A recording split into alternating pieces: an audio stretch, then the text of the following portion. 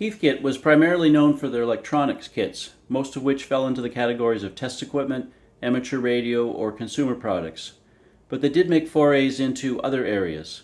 In this video, I'll look at some of the more unusual and little-known Heathkit products. The Heath Company was originally founded in 1911 by Edward Bayard Heath as an aircraft company. It sold a small aircraft, the Heath Parasol, in kit form, an ad for which is shown here. It sounds like the purchaser could complete assembly of the kit and then fly the plane home. Tragically, Heath was killed in a test flight in 1931. However, the company continued to use the Heath name throughout its history. Coincidentally, the next owner of Heathkit, Howard Anthony, was also killed in a plane crash in 1954. In the early 1980s, Heathkit tried offering a line of furniture and clocks which needed to be assembled and finished. They were made of high-quality, solid wood. Here's a page from the Canadian Spring-Summer 1982 catalog. During the Cold War era, Heathkit offered some radiation counter kits. Here's a model from the 1958 catalog. Another related product was the Conelrad alarm, which would automatically turn off an amateur radio transmitter if there was a nuclear attack. The theory was that enemy missiles might use the signal from a transmitter to home in on a target city. The Boonie bike was a well-known and popular mini bike. It could support an adult and even had an optional ski for running in snow. They later offered the Hilltopper model. These pictures are from 1970 and 1974 catalogs. Many of these are still in use. In the 1980s and 90s, Heathkit offered a line of energy products like programmable thermostats and electronic air cleaners. This kit for a ceiling fan from the 1983 catalog was presumably made for them by someone else, and the less than 1 hour assembly time didn't sound much different from your typical store-bought ceiling fan. Heathkit was well known for their electric guitar amplifier kits, but they also dabbled in selling guitars for a while. This is from a 1967 catalog. Light organs were all the rage during the disco era. Heathkit offered one on this page from a 1976 catalog. The Heathkit log splitter was not typical of the usual high-tech electronics products that were offered. This ad is from the fall 1981 catalog and features two references to the energy crisis. This electronic organ was made in collaboration with Thomas. I believe this could be the most expensive Heathkit offered other than non-consumer products like laboratory equipment.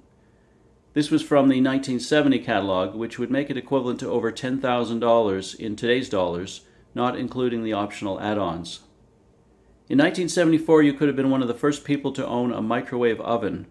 At $559, it was equivalent to over $2,500 today.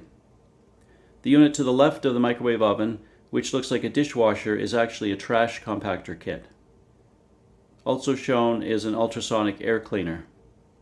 Heathkit offered a couple of pinball machine kits.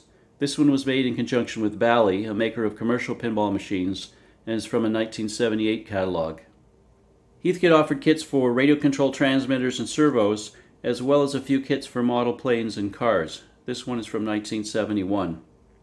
This early satellite receiver system from 1981 featured a 3-meter, 10-foot dish. You first had to pay $30 for a package for the site survey to see if your location was suitable. The cost depended on a number of factors, but was said to start at $9,995 US. This product in a 1983 catalog was made by Synex and claimed to save power from motorized appliances. I found conflicting opinions on the internet as to whether this product really saved power or extended the life of appliances, but it appears to be based on the concept of correcting the power factor. Some more environmental and energy-saving products included electronic air cleaners and a sniffer for detecting drafts from doors or windows. Calculators seem like an odd choice for kits, and in this 1974 catalog, an assortment of them were offered. The IC2100 was billed as offering the same functions as a slide rule, with one pictured next to it. An aircraft strobe light kit, maybe not so unusual considering Heathkit's roots in the aircraft industry. The Teleguard was an interesting phone accessory. It prevented making outgoing calls except 911 when locked. I'm sure teenagers loved this one.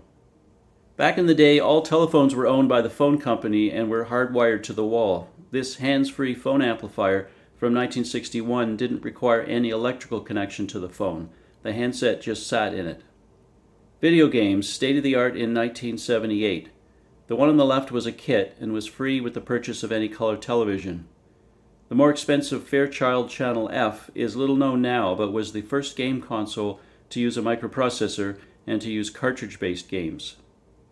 Heathkit offered these board games in a 1970 Canadian catalog. I haven't seen them offered again in any later catalogs. There was a surge in popularity of these academic or thinking games in the late 60s and early 70s, and many are still available.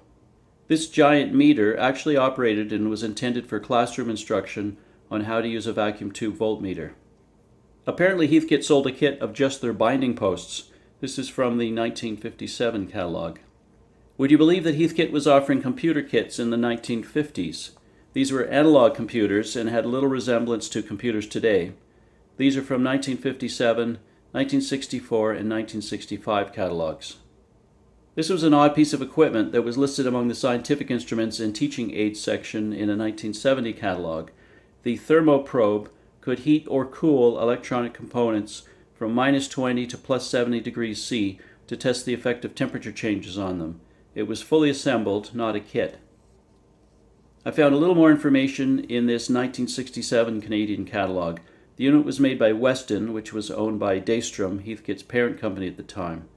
They were designed and manufactured in Canada, developed by the National Research Council. When Heathkit expanded into Canada, they created French translations of some of the kit manuals for the French-Canadian market.